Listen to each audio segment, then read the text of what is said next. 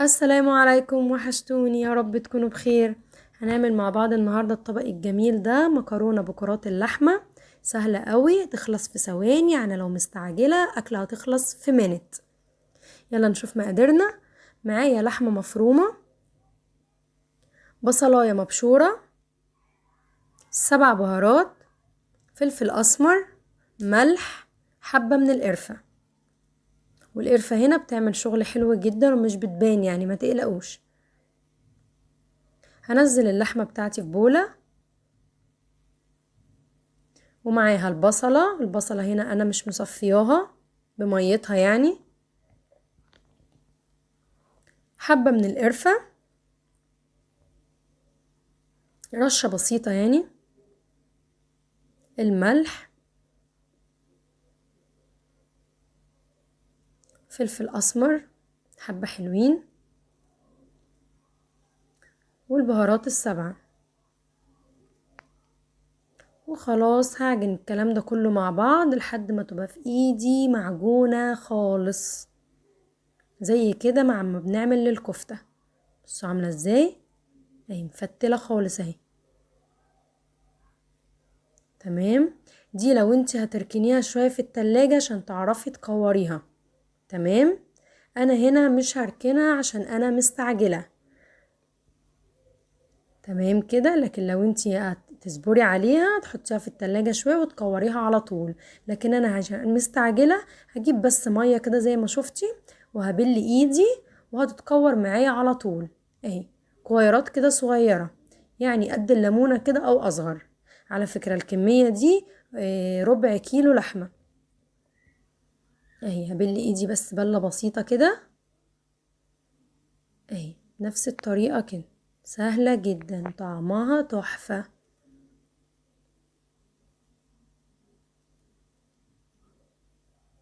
تمام اوي. هكور بقى انا الكمية كلها عشان ما اطولش عليكم، ونرجع مع بعض تاني. عملت الكمية كلها تمام اهي. هنزل بطاسة على النار كبيرة، فيها معلقتين زبدة. سخنت قوي. دي زبدة على زيت طبعا، تعودنا زبدة يبقى ينزل معاها زيت عشان ما تتحرقش. مفيش زبدة يعني هتحطي بقى نص معلقة سمنة بلدي كده. هشوح اللحمة بتاعتي تشويحة كاملة، تشويحة تاخد لون من كل الجناب، كأنك بتشويها كده. تمام. بصوا ما فكتش معايا خالص، والله انا ما ركنتهاش حتى 5 دقايق في التلاجة، ما تركنتش ابدا. ليه ما فكتش معايا؟ عشان عجنها جامد جامد كويس جدا. لو قلبتي تقليبه كده في السريع هتلاقيها فكت معاكي. حتى انا هو مش مصفيه الميه، يعني الميه دايما بتفك الكفته. لا انا مش مصفياها، بس اهم حاجه ان انتي عجناهم ببعض كويس جدا لحد ما تبقى عجينه تلاقيها طلعت فتل كده. بصوا حظنا النهارده ان انا لسه مسبكه طماطم اهي، والله لسه مسبكاها. زي ما قلت لكم قبل كده، كل لما انزل اجيب طماطم والاقيها رخيصه اجيب واسبك واخزن، اجيب واسبك واخزن. هستخدمها على طول هنا، يعني انا هنا سبكت اهو، شلت بعض حبة في اكياس التلاجة، ولسه الباقي اهو اخد منها على طول على الشغل بتاعي. بصوا اللون ده اهو، انا هخليها كلها تاخد نفس اللون ده. مش هعمل اي حاجة غير اني بس هشوح. ما شاء الله هي ما فكتش خالص، وريحتها تحفة. خدت لون معايا اهو من كل الجناب، حلو جدا. هطلعها بقى بسرعة كده اهي. ريحتها بجد تحفة والله العظيم. بجد الطبق ده هايل، غني كده وقيم كده في نفسه. احنا هنا من عشاق المكرونة، فطبعا الواحد لازم يجدد وينوع، مش كفتة برا، لا جوه وبره، وتعيش حياتك يعني في نفس الطاسة بالجمال اللي فيها ده. كل ده نازل من اللحمة. هنزل في النص فصين توم.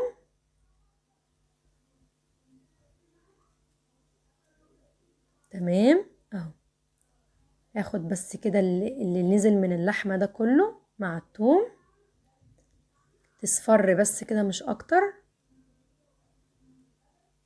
اهو. ريحة التوم بس تطلع. هاخد على طول اهي الطماطم اهي، عملناها مع بعض قبل كده، وانزل على طول على التوم بتاعي. كل بقى اللي في الطاسة ده هيطلع بقى في الصلصة وتبقى روعة.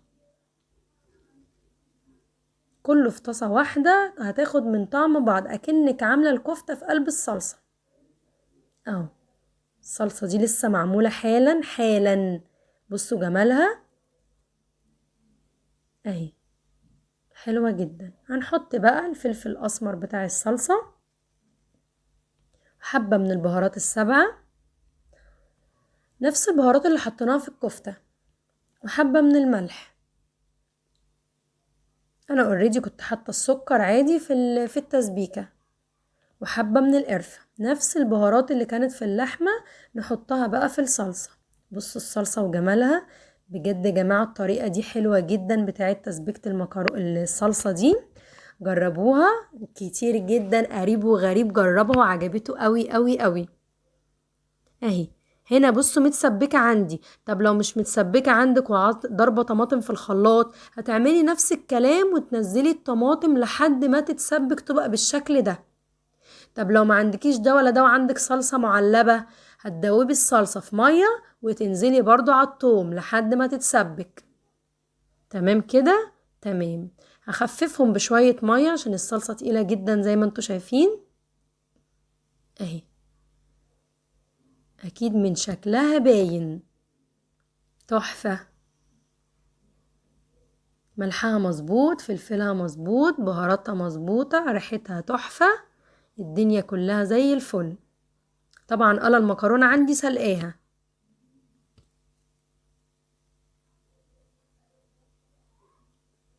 تمام اوي. هنا بص اهي غليت بس غلوة اهي. وطبعا لو طماطم عادية هتبقى اتسبكت. اول ما تغلي كده تمام اوبس، هنزل على طول بالكفتة بتاعتي اهي. 5 6 7 دقايق وهتطفي، لان الصلصة متسبكة والكفتة معمولة، والاتنين في طاسة واحدة يا دوبك بس هياخدوا من طعم بعض. وغرفنا طبقنا في منتهى الجمال. اظن الطبق بيتكلم عن نفسه. بحب اعملها مع الاسباجيتي او الشرايط، طبعا نوع المكرونة ده يرجعلك. طبق تحفة بجد يجنن. عملت جنبه شوية بطاطس محمرة وخلاص على كده. طبق فنادق بجد بجد بجد. ان شاء الله ان شاء الله باذن الرحمن الطبق ده يعجبكم جدا وهتتهبلوا بيه. اشوفكم على خير، مع الف سلامه.